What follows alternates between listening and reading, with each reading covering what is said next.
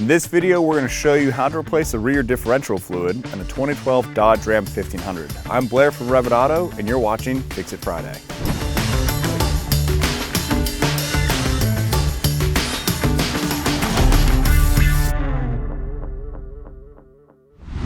To complete this repair, you want to have handy a drain pan able to capture the fluid underneath the differential, as well as a 1/2-inch ratchet and the appropriate size Allen key, which is going to be a 14mm.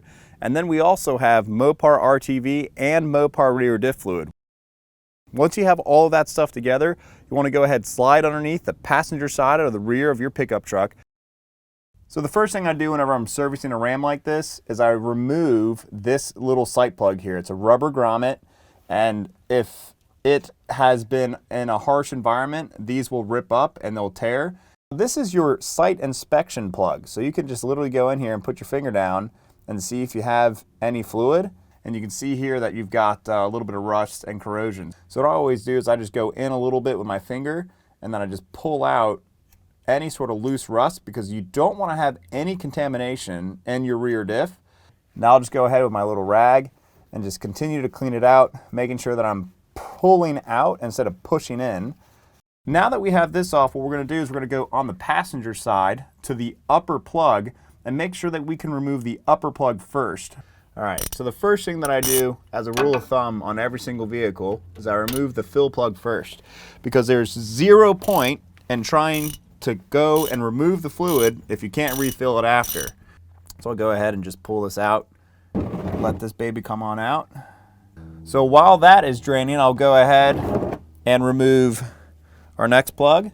So to get leverage on this bottom drain plug, what I'm going to go ahead and do is just lightly put the top one back in so it stops leaking and I don't get it all over the ground. And now I'm going to go ahead and use this bottom drain plug here with the oil pan out of the way, and I'll just go ahead and break it loose if I can. And once I got it broken loose, I'll get the pan ready.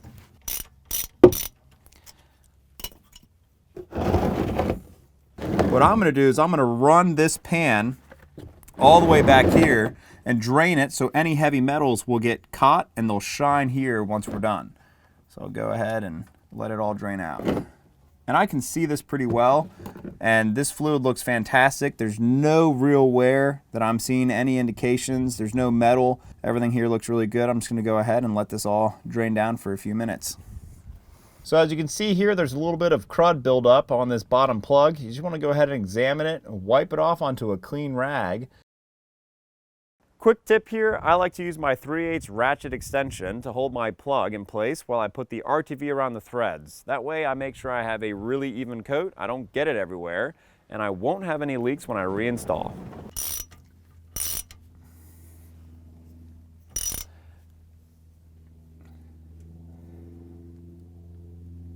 That feels pretty good to me there.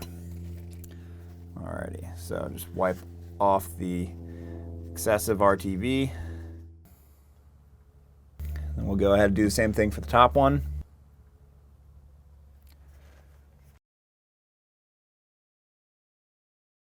And if you need to check on the torque specs, look at our video description.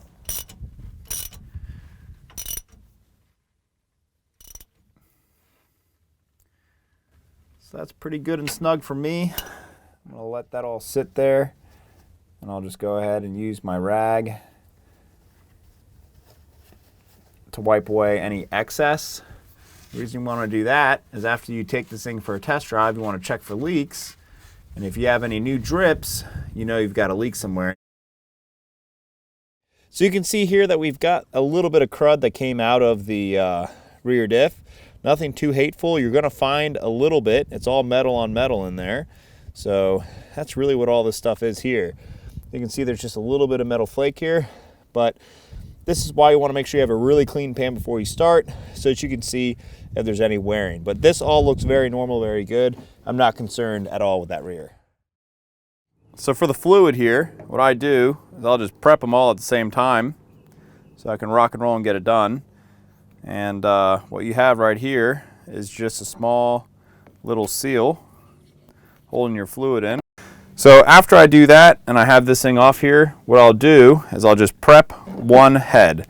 And how I do that is I just grab the cap off of it, and then I go to a really pretty thick part, and I'll just snip off a pretty big head. Now I can go underneath the vehicle and fill the diff fluid, and I have just a little bit of a nub here so I don't spill. The next step is to go ahead and prep the rest of the bottles. That way when you get underneath the vehicle, you're not wrestling with anything. And as far as prepping the other bottle caps, we'll just go ahead and reuse the one that we have already made. I'll take all my fluid with me. My rags are already down there, and so is my plug. All right, so to fill it, because it's just easier to get over here, I'll go ahead and just start shooting this stuff in here, giving the bottle a nice squeeze. Just go ahead and keep squeezing it in. I'm gonna set this cap here on the side. And the real reason that we did all this on top of the truck was so that we're not fiddling with this underneath the truck. We can just go ahead, fill it up, and keep rolling.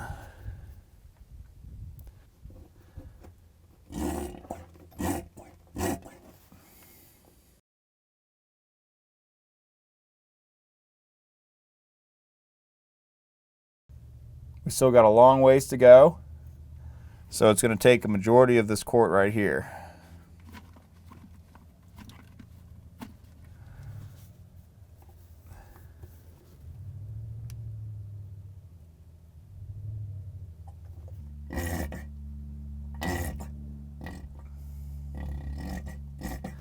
Alrighty, so that was our third quart. So I'll go ahead and just check it. Check the fluid level by sticking your finger in the sight hole. If you feel fluid near the top, you're already done. And the last step is just to take your plug right here and just clean off the corrosion. So just go ahead and just wipe it off. A little bit of rust will stick on there. And then you can go ahead and just plug this right back in here. Now some people will put a little RTV in there. I don't do that. If I see this thing has degraded at any shape or form or has any sort of age cracks, which this does not, I'll go ahead and just replace the entire thing as one assembly.